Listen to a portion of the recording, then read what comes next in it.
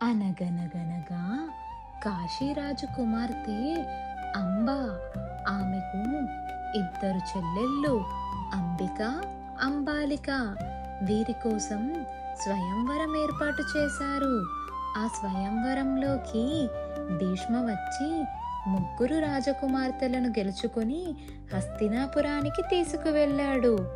అంబ శల్వుడు అనే రాజుని ప్రేమించాను అని భీష్ముడికి చెప్పింది.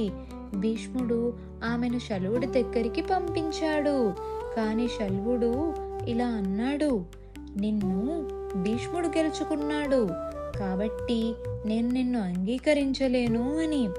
ఇది అంబకు చాలా పెద్ద అవమానం. అంబ తన జీవితాన్ని నాశనం చేసిన వ్యక్తి భీష్ముడు అని భావించింది. ఆమె కఠిన తపస్సు చేసి శివుణ్ణి ప్రార్థించింది. శివుడు ఆమెకు వరమిచ్చాడు: నీ తరువాతి జన్మలో భీష్ముడి మరణానికి కారణమవుతావు అని. అంబ ఆత్మహత్య చేసుకొని తరువాత పాంచాల రాజు ద్రుపదుని ఇంట్లో శిఖండిగా పుట్టింది.